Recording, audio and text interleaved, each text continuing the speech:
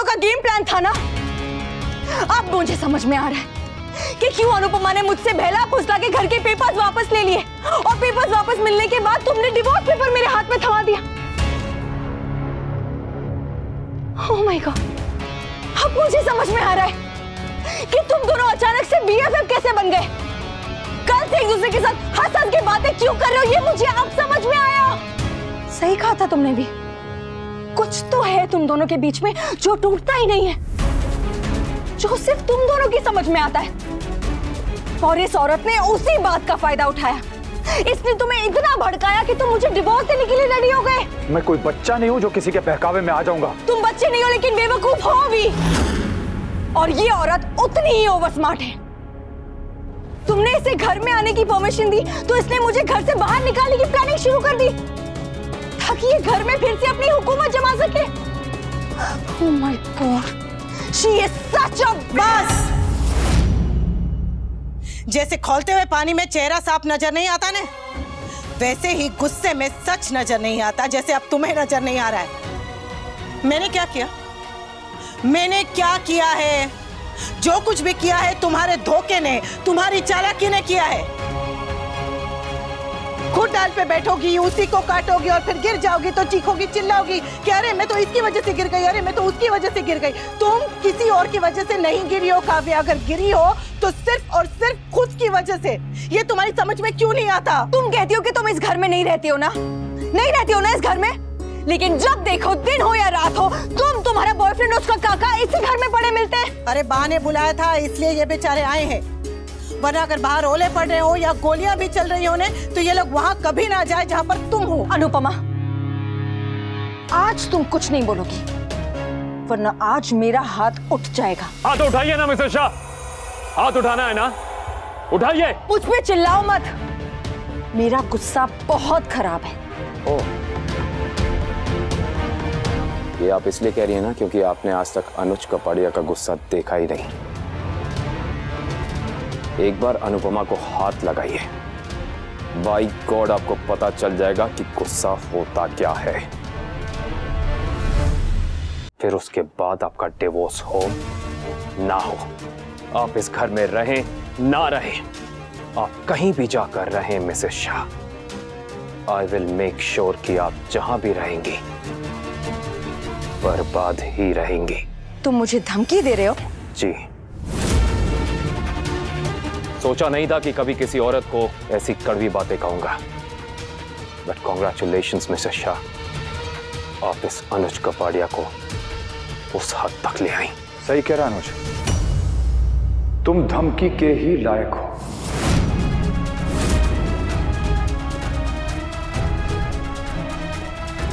क्योंकि तुम्हें प्यार की भाषा, इनफैक्ट तुम्हें कोई भाषा समझ नहीं आती, इसलिए तुम्हें समझाने का या जस्टिफिकेशंस देने का कोई पॉइंट ही नहीं है। इसलिए अपनी बकवास बंद करो और इन पेपर्स पे साइन करो। मुझे अब तुम्हारे साथ नहीं रहना, सो जस्ट साइन इट।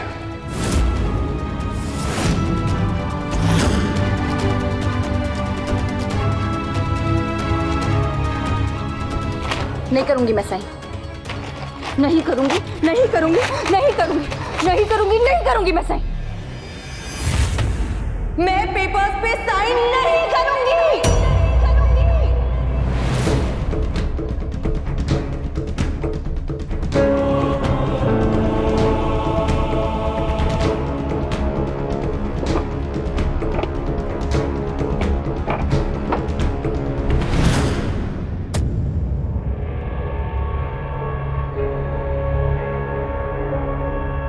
लो, इसे भी फाड़ दो।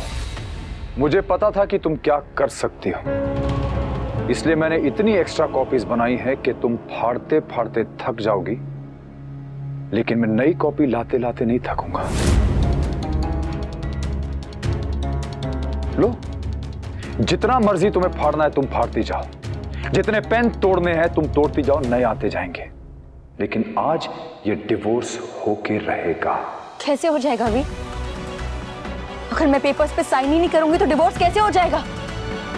भी मैं जानती हूँ ये तुम्हारा आइडिया नहीं है, ये सब ये अनुपमा का आइडिया है, उसी ने भड़काया है तुम्हें भी, आई नो इट। अभी शांत हो जाओ, ठंडे दिमाग से सोचो, तुम्हें समझ में आएगा। ये लोग हमें अलग करना चाहते हैं अभी। मैंने अनुपमा से उसका हस्बैंड छीना, इसीलिए वो मुझसे बदला ले रही है अभी। अगर ऐसा है तो यही सही काव्या। अब इसे तुम मेरा गुस्सा समझो या अनुपमा का बदला, कर्मों का फल या फिर उसकी सजा, मुझे डिवोर्स चाहिए तो चाहिए।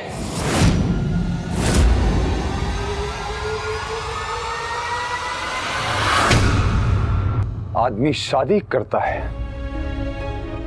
ताकि उसे एक ऐसा इंसान मिले जिसके ऊपर वो आंखें बंद करके भरोसा कर सके, एक ऐसा रिश्ता जिसमें कोई चालबाजी ना हो, कोई धोखा ना हो।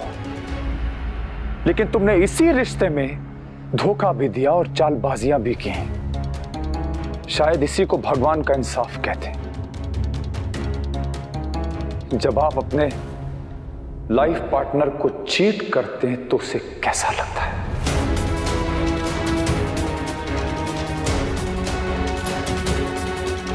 और सिर्फ धोखा ही नहीं काव्या, मैं तुम्हारी इनसिक्योरिटी से परेशान हो चुका हूं, थक चुका हूं तुम्हारी इनसिक्योरिटी से। मैं हर इंसान के अंदर प्यार को खोने का डर होता है, लेकिन तुम्हारे अंदर प्यार को खोने का डर इतना भर गया काव्या कि उसमें प्यार के लिए जगह ही नहीं बची। मुझे एक बात बताओ, तुम्हें याद है कि कब हम लोग आखिरी बार साथ में बैठे थे, एक नॉर्मल कॉन्वर्सेशन किया, चाय पी, टीवी देखा, साथ में हंसे? मुझे तो नहीं याद है, तुम्हें याद है? ये अनुपमा के साथ भी तो यही सब होता था, रोज झगड़े, रोज चिल्लम चिल्ली। लेकिन फिर भी तुमने तो इसके साथ 25 साल निकाल लिए भी। क्योंकि मैंने अनुपमा के साथ शादी की थी और तुम्हारे साथ प्यार। हर प्यार में छोटी से छोटी बात भी बहुत गहरी चुभती है।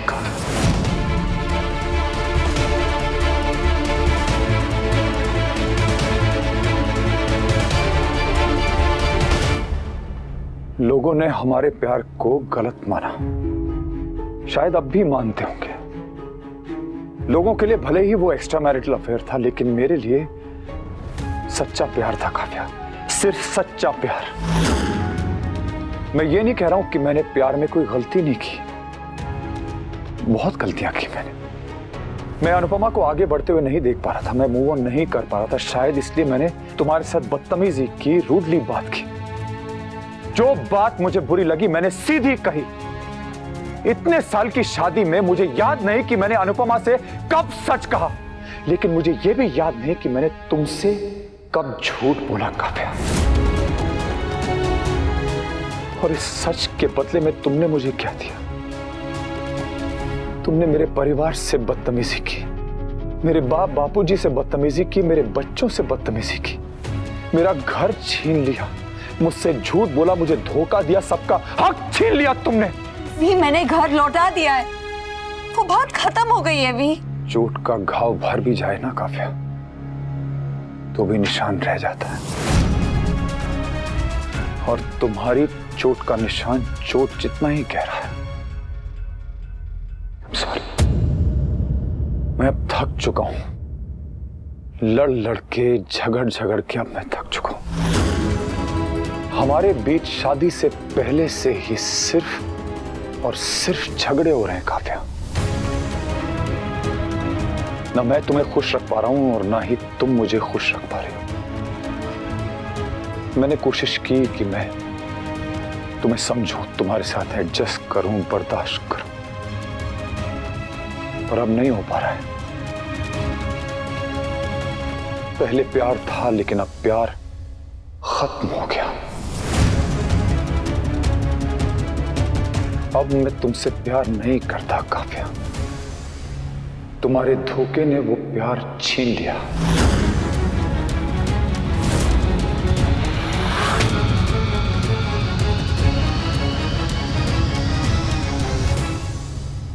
अनुपमा के साथ मेरे रिश्ते में प्यार नहीं था, रिस्पेक्ट थी। अनुपमा की मैंने कभी कदर नहीं की, लेकिन रिस्पेक्ट थी। और हमारे रिश्ते में दोनों ही नहीं है। I don't love you and I don't respect you. और जिस रिश्ते में प्यार नहीं होता, रिस्पेक्ट नहीं होते, उसे खत्म कर देना चाहिए।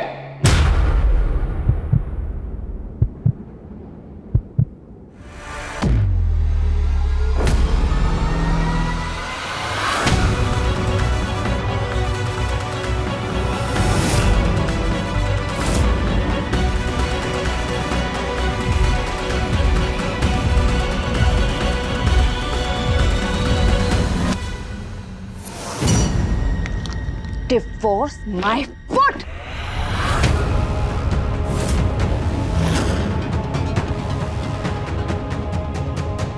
मैं अनुपमा नहीं हूं, मैं काव्या हूं। डोंट थिंक कि तुम अनुपमा की तरह मुझसे भी इतनी आसानी से पीछा छुड़ा लोगी। मैं तुम्हें डिवोर्स नहीं दूंगी, इसका मतलब है नहीं दूंगी। You can do whatever you want. तुमने मुझे हमारी लव स्टोरी का विलन बना दिया है ना, तो ठीक है, अब मैं तुम्हें विलन बन के दिखाऊंगी। तुम चाहे गुस्सा करो, भीख मांगो, नाक रगड़ो, मिन्नतें करो, जो चाहे करो, मैं तुम्हें डिवोर्स नहीं दूंगी।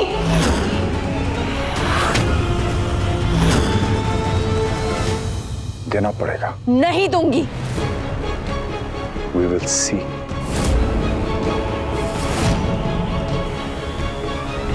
मैंने कहा ना, मैं तुम्हें डिवोर्स नहीं दूंगी। नहीं दूंगी, इसका मतलब है नहीं दूंगी।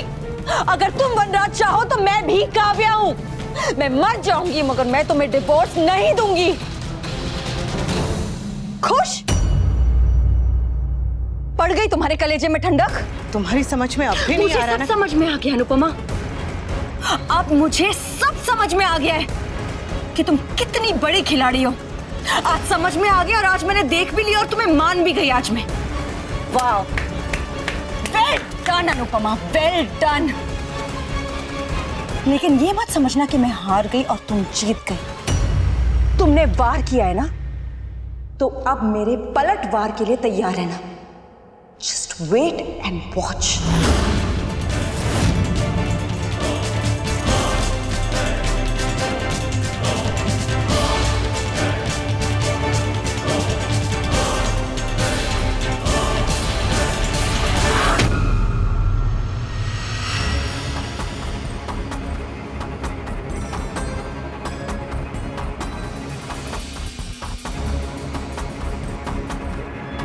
काव्या जिद करना जानती है तो मैं भी जिद तोड़ना जानता हूं। डिवोर्स के पेपर्स पे तो उसे हर हाल में साइन करने पड़ेंगे।